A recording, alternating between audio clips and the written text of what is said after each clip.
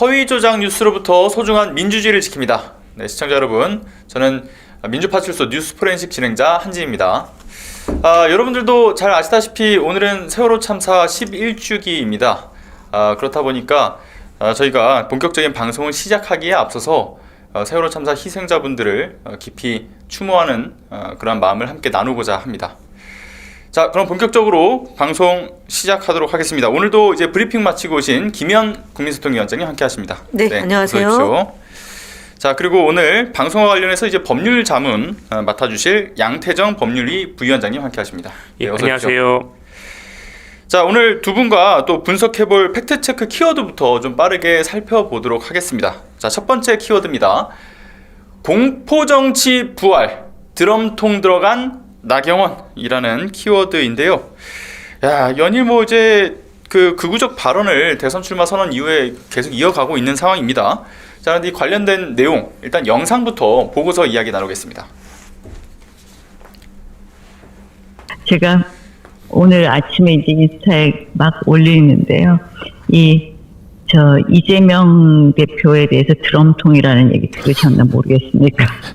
예. 정말 그만큼 이재명 대표 주변에는 아시잖아요. 재판과 관련된, 사건과 관련된 사람들이 한 7명이 정말, 극단적 선택을 했죠. 이런 걸 보면 굉장히 무서워요. 이거 아무래도 그 영화 신세계에 나오는 그 드럼통이 아닌가 싶기도 한데, 네. 이거 정확하게 누구를 겨냥하는 어떤 의미십니까? 젊은 분들 커뮤니티에서 이재명 후보가 드럼통이라고 불리는 거 아시죠? 뭐 그런 게 있다는 건 들어봤습니다. 예. 네. 그러니까 잘 상상해 보십시오. 그래, 상상의 영역입니까? 아니, 그래서 신세계 영화가 드럼통이 무슨 의미이신지도 아실 거고, 그래서 예. 결국은 이재명 후보에 대해서는 많은 국민들이 무섭다 이런 생각을 좀 하는 것 같습니다.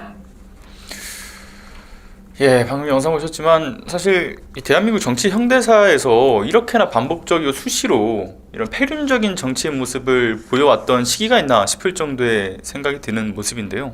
자, 이게 지금 드럼통 사진 이런 커뮤니티의 내용들을 가져다가 지금 반복적으로 자신의 그 정치적 메시지를 내고 있는 나경원 의원인데, 근데 이런 음모론, 악마화, 정작 그 당시 이제 스스로 목숨을 끊었던 피해자분들은 경찰 권력이 사실 굉장히 강압적이고 이제 무자비한 수사로 인해서 스스로 좀 극단적인 선택을 할 수밖에 없었던 그런 일들이 반복되어 왔던 건 아닙니까?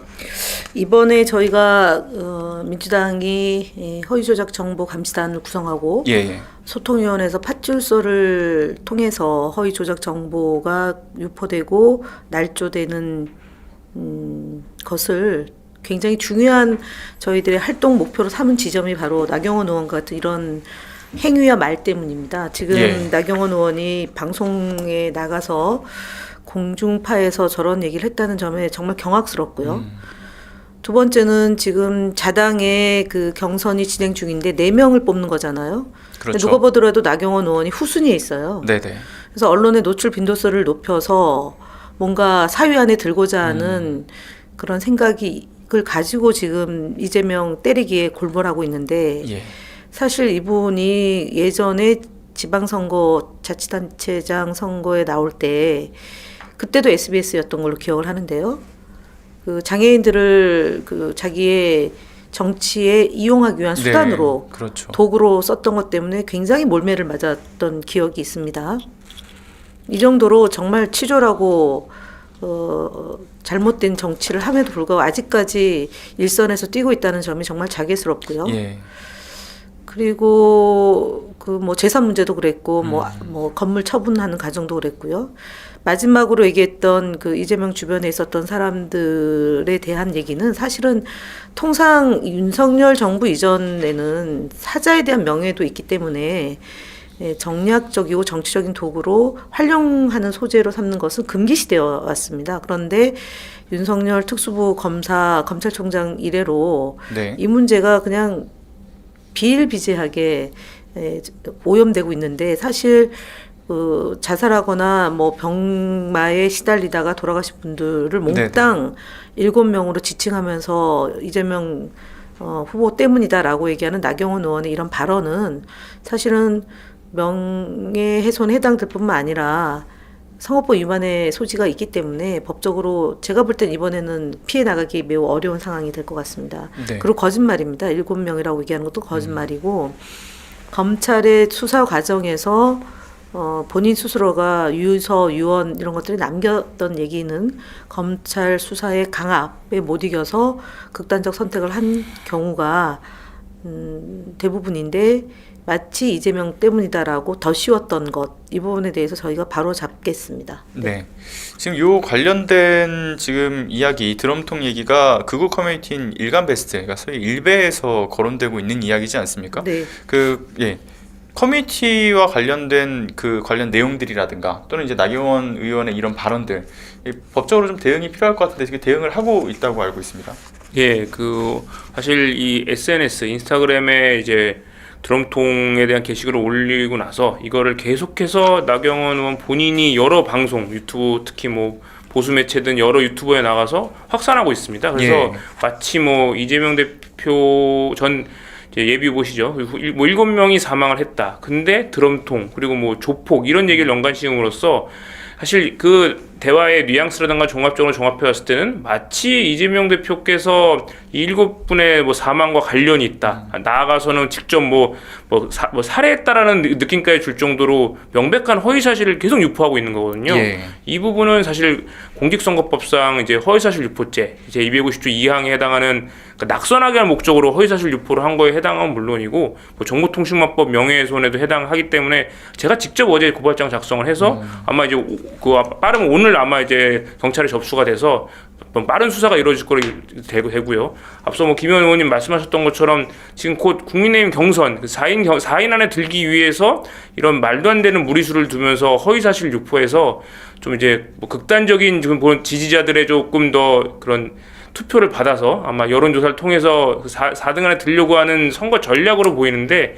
굉장히 해서는 안 되는 비열한 네거티브 전략이라고 생각합니다. 네, 이에 따른 빠른 수사를 좀 저도 촉구하는 바이고요. 자, 근데 이 나경원 의원이 언급한 이 사실 공포 정치에 대한 부분들, 사실 국민들이 직접적으로 봤던 공포 정치라고 하는 것은 그 계엄이죠. 계엄과 그리고 이제 이 국회의원들을 수거해서 영연백에 넣으려고 네. 했던 그 사건이지 네, 않습니까? 맞습니다. 네. 그래서 지금 나경원 의원이 얘기하는 이런 정치를 사실은 쇼로 몰아가고 그다음에 돋보이려고 하는 이런 예. 행태인데 정말 예전에도 빠루 그렇죠. 그런데 아직까지 지금 재판이 5년이 넘도록 지금 네. 지속되고 있는 특혜를 받고 있는 거죠. 그 특혜를 받고 있는 배경에는 윤석열 부부와의 인연과 관련성이 있다고 봐야겠죠. 남편이 그 장모와 네, 예. 관련돼 있는 재판. 맞습니다. 네, 맞습니다. 현직 지금 법원장으로 알고 있는데 그렇고 네네. 그다음에 이완규 지금 법제처장은 또 장모 변호사까지 했던 이런 패밀리인데 이런 주변 사람들의 관계가 정말 법적 카르텔이라고 얘기할 수 있는 거라고 보는데 나경원 의원의 이런 행동은 국민의힘 안에서 왜 이런 게 그냥 방치되는지 그 부분에 대해서도 저희가 나중에는 좀 추궁해야 될 대목이라고 보여져요. 그러니까 특히 아까 얘기했던 것처럼 뭐 신세계 영화에서 나오는 얘기 미루어 짐작하면 되지 않겠냐 이런 법조인 출신이라서 그렇게 또 비껴갈 수 있는지 모르겠지만 앞서 얘기했던 생생하게 예.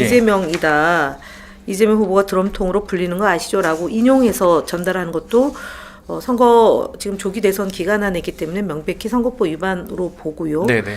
그 다음에 또 이제 준비된 영상이 나가겠지만 일본 자유대 창설 기념 행사에 나타난 예. 나경원 이 부분에 대해서도 아직도 우리들 감정에는 일본에 대해서는 정말 친일에 대해서는 뭐 언제까지 그거는 지속될 수밖에 없는 우리의 국민 감정선 아니겠습니까? 그러면 이런 부분에 대해서 뭐 사과하면 되는데 또 비껴나가고 예전에는 그 이전에 BBK 주어 없다 아주 유명한 그런 대변을 했던 사람인데 결국은 앞서도 얘기했지만 김문수, 한동훈, 안철수 그 다음에 한 명이 누구죠? 그 안에 못 들어가니까 이렇게 발악에 예, 네, 그렇죠. 발악을 하고 있는 거 아닌가. 홍준표, 영준표, 그러니까 이제 예, 예. 김문수, 홍준표, 안철수, 한동훈. 한동훈 이렇게 네 명이 유력하기 때문에 나경원 의원의 이런 행위가 지속적으로 되는데 언론이나 내지는 방송에서도 이 보도가 여과 없이 나가는 것 자체가 사실은 네. 저는 방송 심의의 그 심의 대상이라고 좀 봅니다. 공정하고 객관적이지 못하고 그다음에 명백히 허위임을 알면 진행자가 그 부분에 대해서 제재를 가해야 되는데 지금 SBS 진행자가 그 부분을 그냥 방치하고 있다는 점에 대해서도 저희가 방심의 심의 대상인지에 대해서 검토를 좀 해보겠습니다. 네. 자, 그리고 이제 드럼통 관련돼서 김성애 의원이 나경원 의원의 그 과거 주유비 논란을 소환을 네, 했다라고 하네요. 관련돼서 자료 함께 보시면서 이야기 나눠볼 텐데요. 2010년도 당시에 이제 국회에서 이 지급되던 유류비 지원비가 이제 2년치가 2,460만 원 가량이라고 합니다. 근데 나경원 의원은 하루에 4차례 주유를 하면서 2년간 주유비 5,700만 원을 사용한 것으로 드러난 바가 있었죠. 국회에 지금 나경원 의원이 이제 국회에 있는 여의도 국회가 있는 여의도와 그리 멀지 않은 중구의 지역구를 두고 있는데 이 정도의 주유비가 카드로 사용됐다. 그 관련된 논란이 터지자마자 이거 뭐 카드깡, 주유소깡 한 거 아니야? 이런 논란이 일었던 바도 있었죠. 그 관련해서 네, 말씀 그렇습니다. 주시죠. 이제 보통 저희가 그 정치자금이나 사무실 유지비에 이제 유류비가 있는데 저도 다시 한번 이제 그 소환해서 생각해보는데 제가 이제 안산이거든요. 서울에서 안산까지 들어가는 유류 비용이 한 5일에 15만 원 정도 들어갑니다. 그러면은 이제 일주일에 대략 15만 원이고 5일 하면은 한 75만 원에 80만 원이거든요. 그럼 한 달이면 그렇고 그다음에 12개월로 기준 잡으면은 한 1,000만 원도 안 되는 네, 거예요. 근데 저분은 지역구가 동작이었던 그렇죠. 시기인데 그러면은 어디 뭐 투어를 하고 다녔나 서울 시내를 아니면은 다른 차량 네. 본인 이제 우리가 이제 사실은 공적인 업무로 하는 공유 차량 말고 예, 예. 다른 차량의 기름값까지도 쓰지 않았겠냐라고 미뤄서 이렇게 추측해 볼 수 있습니다. 왜냐하면 저분이 그때도 저 서울시장 후보일 시절에 저 미용 문제에 굉장히 각별히 또 관심이 있어서 또 비용 많이 썼다라는 것도 있었거든요. 네네. 그러면 이제 그와 연관되는 뭐 가족 중에 누군가를 위해서 사용하지 않았겠냐라는 건데 이제 그 부분은 사실 좀 지난 일이라서 좀 넘어갔죠. 그러니까 정치라는 게 예. 이 본인이 누군가를 지적할 때는 자신의 과거를 좀 행적을 돌아보고 내가 이쯤에 지적하는 게 맞는지 또는 다른 사람을 겨냥해서 할 때 나는 혹시라도 그런 문제에 적용된 바는 없는지를 좀 검토하고 퍼포먼스를 해도 해야 되는데 나경원 의원은 이번의 과정에서 거의 제가 볼 때는 그 저 사위 안에 들어가는 게 아니라 드럼통으로 들어가서 더 이상 정치라는 것이 안 맞다는 걸로 끝내지는 게 아닌가 이렇게 생각합니다. 네, 맞습니다. 스스로를 되돌아볼 필요가 있다라고 말씀을 주셨는데요. 네, 김 위원장님 오늘 이제 또 네. 치러질 그 세월호 참사 11주기 기억식 참석을 네, 위해서 또 그렇습니다. 이상을 네. 하셔야 된다고 하셔서 우리, 예. 여기서 보내드리도록 하겠습니다. 네, 양태정 변호사님 뒤에 그 네. 많은 내용 있는 거 잘 네. 부탁드립니다. 알겠습니다. 네, 네, 감사합니다. 먼저 일어나겠습니다. 네, 감사합니다. 네, 안녕하세요. 감사합니다. 자, 그러면 이어서 저희 다음 팩트체크 키워드 좀 살펴보도록 하겠습니다. 자, 두 번째는요. 국민소통위원회 극우 언론 대응 현황입니다. 현재 그 윤석열 파면 이후 대선 국면에서 이제 지속적으로 여전히 그 자극적인 기사와 음모론들이 좀 퍼지고 있는데요. 이렇게 여론을 왜곡하는 극우 언론에 대한 대응 현황을 좀 살펴보겠습니다. 자, 일단은 관련해서 지금 줄곧 이 윤석열의 내란 행위에 대해서 뒷받침을 했었던 부정선거 음모론을 주장하던 스카이데일리, 지난 월요일에 있었던 언론중재위원회 그 심리가 그 스카이데일리 측에서 참석을 하지 않음으로써 무산이 되지 않았습니까? 뭐 불과 한 10분 전에 취소를 했다라고 듣긴 했는데요.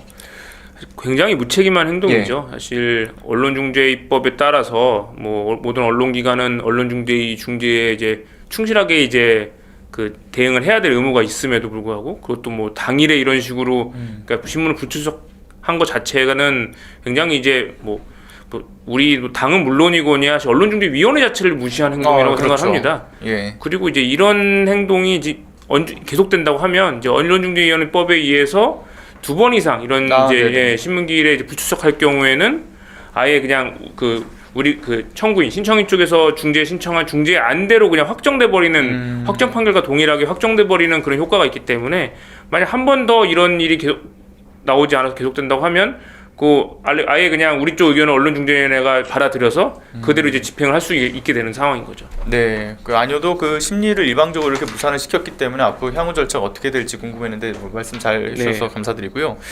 그럼 이제 앞으로 한 번의 기회가 더 남은 상황인 거네요. 스카이데일리 측 그렇죠. 입장에서는. 네. 예. 자, 아무튼 저희가 이제 계속해서 이 국민소통위원회에서 대응을 하면서 특히 경찰에서는 이제 압수수색 등 수사가 좀 개시되면서 대응을 해 나가고 있는 상황이다라는 말씀을 드린 바가 있었는데 그 언론중재위의 심리로 관련된 문제가 지적됐던 기사가 삭제되거나 또는 반론 보도가 이제 게재되기도 했었습니다. 네. 그런데 스카이데일리에서 앞서 이 심리를 10분 남겨놓고 갑작스럽게 이걸 취소한 그 배경에는 아무래도 이런 수사 과정에서의 부담, 이런 심리가 좀 작용되지 않았는가 이런 생각도 할 수 있을 것 같은데요. 어떻게 보십니까? 사실 뭐 굉장히 이제 많은 뭐 허위 기사 같은 것이 문제가 되기도 했었고, 그래서 이제 경찰의 압수수색까지도 있었던 그런 이제 언론사였기 때문에 뭐 특히 우리 당과 민주파출소에서 계속 뭐 고발도 진행하고 법적 조치를 따라서 부담은 굉장히 느꼈을 걸로 생각이 되고요. 아마 그렇기 때문에 뭐 이런 절차 자체에 뭐 사실이 아닌 내용에 대해서 뭐는 사실 변명할 게 없잖아요. 그러니까 예, 거짓말은 그렇죠. 거짓말을 낳을 수밖에 없는 거기 때문에 그렇기 때문에 더 이상 할 말이 없어서 불출석한 게 아닌가라는 생각이 들 수밖에 없고요. 사실 저도 언론중재위원회 이제 이런 심리에 여러 번 출석을 합니다만 사실 굉장히 많은 분들이 보이거든요. 거기 네. 언론중재위원회 뭐 위원분들도 다들 이제 본업들이 있으신 분들이 대부분이, 그래서 바쁜 시간에서 오신 분들이고, 그렇죠. 또 준비하는 또 신청인 쪽이나 뭐 대리인들, 변호사들도 준비를 많이 해서 오는 건데, 그거를 만약 뭐 제가 직접 담당한 사건은 아닙니다만 뭐 말씀대로 당일에 그것도 몇 분 전에 이렇게 불출석했다? 이거는 정말 언론중재위원회의 권위를 무시하는 행동이라고 볼 수밖에 없습니다. 예.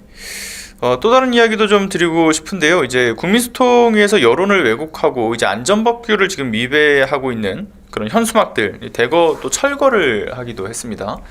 그 철거 관련된 소식 좀 전해주시자면요. 예, 지금 뭐 현수막 이제 뭐 정치적이라든가 국민 알 권리를 위해서 필요하죠. 뭐 정치 활동할 수 있는 게 필요하지만 그렇다고 거짓말, 누가 봐도 명백한 거짓말이라든가 뭐 범죄를 동조하는, 내란을 선동하거나 내란 동조하는 이런 현수막이 있어서는 안 되는 거거든요. 그래서 사실 이 민주파출소에서는 적극적으로 이에 대응을 해서 뭐 여기 보시는 바와 같이 이제 3,414건의 그 불법 현수막에 대한 신고를 해서 성과를 거두고 있고요. 그에 반면에 뭐 안전신문고나 이제 중앙선관위에도 신고를 합니다만 횟수는 적지만 뭐 주로 안전신문고는 이제 현수막이 뭐 이제 보행자의 안전이 위배됐을 경우 이제 아무래도 안전 부분에 있어서 좀 한정될 수밖에 없고, 네. 그리고 뭐 중앙선관위는 아무래도 이제 뭐 이제 부정선거 운동이나 하전선거 운동 이런 선거법과 관련된 현수막 같은 경우에 제재를 한다는 면에서 어쨌든 민주파출소면에서는 불법 현수막에 대해서 신속히 적극 대응하고 있다는 점에서 나름의 성과를 거두고 있다고 볼 수 있습니다. 네, 아마 방금 현수막 성과 및 종합보고의 수치를 보시면 사실은 이게 신고된 건수 대비해서 현실적으로 이렇게 철거가 되는 건수는 좀 현재 부족하다라고 느낄 수 있는데, 앞서 이제 부위원장님께서 말씀 주셨던 것처럼 뭐 안전에 대한 문제라든가 선거법 위반 소지나 이런 것들을 종합적으로 판단해서 철거가 이뤄지는 것이기 때문에 이렇게 좀 현재 그 신고 건수 대비해서 철거는 수가 좀 적을 수 있다라고 보여지는 거죠. 아무래도 이제 현수막은 이제 행정안전부 산하의 이제 지방자치단체가 이제 관리를 보통 하고 있기 때문에 뭐 다 그렇진 뭐 단정 짓기는 어렵지만 이제 뭐 지자체장의 이제 정당 소속이 어디냐에 따라서 좀 이제 대응하는 이제 좀 이제 또 다를 수 있고요. 그러니까 뭐 특정 정당에 대해서는 조금 더 엄격한 기준을 적용을 하거나 아니면 또 반대로 가는 경우도 저는 있다고 알고 있습니다. 그리고 뭐 아무래도 현수막 같은 경우에 이제 특히 이제 접전 지역 같은 경우에는 또 아무래도 그런 현수막이 난립하는 경우도 있을 수도 있고, 또 근데 그거에 대해서 사실 좀 지자체장이 조금 더 적극적으로 좀 선도적으로 해줄 필요도 있고요. 사실 뭐 신고 건수가 많은 거는 이제 아무래도 이제 좀 이런 좀 예방적 차원에서의 신고도 있을 수 있습니다. 왜냐하면은 뭐 그 현수막 자체만 놓고 봐서는 당장 불법은 아니라고 하더라도 이 현수막을 아예 그냥 무슨 스토리텔링 하듯이 막 거짓말 스토리텔링 하듯이 쭉 하는 현수막 하는 경우도 있거든요. 아, 그렇죠. 그러니까 그런 거에 대해서 그러니까 누가 그 자체만 봐서는 문제가 없지만 그 사실 이게 다른 것과 종합적으로 뉘앙스를 봤을 때는 누가 봐도 허위 사실. 네네. 특히 뭐 이제 우리 당에 이제 중요한 역할을 하실 분들에 대한 그런 허위 사실 같은 거를 마구 남발하는 경우가 있기 때문에 이에 대해서는 조금 적극적이고 선제적 대응이 필요하다고 생각을 해서 조치를 했습니다. 네, 계속 조치를 취해주고 계시다라고 말씀 주셨고요. 자, 그럼 이제 마지막 남은 팩트체크 키워드를 좀 살펴보겠습니다. 자, 세 번째 키워드는 선거까지 뒤흔든다. 딥페이크 주의보입니다. 이제는 굉장히 좀 익숙한 단어입니다. 이제 딥러닝과 가짜라고 하는 것의 합성어죠. 그러니까 주로 이제 허위 정보를 퍼뜨리는데 악용되고 있는 딥페이크. 이 문제를 좀 짚고 넘어갈까 합니다. 사진이나 영상뿐만이 아니라 목소리까지도 조작을 해서 진짜처럼 만드는 기술 딥페이크. 최근엔 이제 선거판까지도 지금 계속 뒤흔들고 있지 않습니까? 일단은 영상을 보고서 계속 이어나가도록 하겠습니다. 함께 보시죠. It's important that you save your vote for the November election. Voting this Tuesday only enables the Republicans in their quest to elect Donald Trump again. People might be surprised to hear me say this, but I actually like Ron DeSantis a lot. 예, 당시 뭐 힐러리 클린턴 후보가 진짜 직접 얘기하는 것처럼 보여지기도 네. 하고요. 그리고 또 다른 거는 이제 바이든 전 대통령의 이제 그 발언, 본인이 직접 이제 그 목소리를 담았다라고 느껴질 정도로 받아들여지는데 아마 현실적으로 그 당시 지지자들 입장에서는 그게 더 크게 와닿지 않았을까라는 생각이 듭니다. 문제는 그 당시 이런 딥페이크 영상 또는 음성으로 인해서 결국 그 선거판에 영향을 미쳤다라고 평가를 받기도 하는데 우리나라도 역시나 대선이 좀 코앞인 상황에서 이 딥페이크 문제 지속적으로 좀 제기가 되고 있죠. 이 피해에 대한 우려가 좀 계속 문제가 되지 않습니까? 맞습니다. 특히 이제 12.3 비상계엄 이후로 지속된 내란 사태 때 사실 가짜 뉴스가 굉장히 범람했거든요. 예, 그렇죠. 특히 그래서 뭐 윤석열 전 대통령의 발언을 뭐 허위로 한다거나 심지어 이제 우리 당 전 이재명 전 대표님에 대한 좀 하지도 않은 얘기를 했다는 식으로 딥페이크를 기술을 이용해서 막 방송을 퍼다 달고 그게 또 확산되고 이런 가짜 뉴스가 실제 선거에 미치는 영향도 상당하기 때문에 예. 그래서 이제 2025년 그러니까 올해 4월 1일 시행되고 개정된 공직선거법에 아예 이런 딥페이크 선거운동을 금지하는 조항이 들어갔습니다. 네, 그래서 그렇죠. 선거일 전 90일부터 선거일까지는 딥페이크를 활용해서 특히 이걸 활용해서 거짓말을 한다거나 허위사실을 하는 거에 대해서는 엄격히 처벌하는 규정이 있고요. 만약 하나 AI를 이용한 영상 같은 걸 할 경우에도 이게 사실을 혼동하거나 오인하게 해서는 안 되고요. 예. 꼭 이게 AI로 만들어진 딥페이크로 만들어진 거를 표시를 해야 됩니다. 그래야지 유권자들이 이제 오해한 일이 없을 수 있으니까 있고 만약 이로 위배했을 경우에는 7년 이하의 징역, 꽤 상당히 높은 법정형을 두었기 때문에 각별히 이제 주의하셔야 됩니다. 네, 이렇게 제도적으로는 안전장치가 만들어지긴 했습니다만은 이게 아무래도 우려하는 부분은 이번에도 딥페이크 영상이 우후죽순 나올 수 있는 이유가 제작이 굉장히 손쉽기 때문이다라는 그 지적 때문인 거잖아요. 그런 우려에 대해서는 지금 좀 어떻게 보십니까? 맞습니다. 챗 GPT를 비롯한 이런 일종의 이제 AI, 그러니까 정확히 LLM 서비스죠. 이제 이런 네. 기술이 이제 대중화되고 요즘 또 지브리 스튜디오 풍의 사진을 이렇게 그렇죠. 제조하는 것이 이렇게 어렵지 않게 누구나 할 수 있는 것이 되면서 이걸 악용하는 사람들도 굉장히 많아질 거로 예상이 되고요.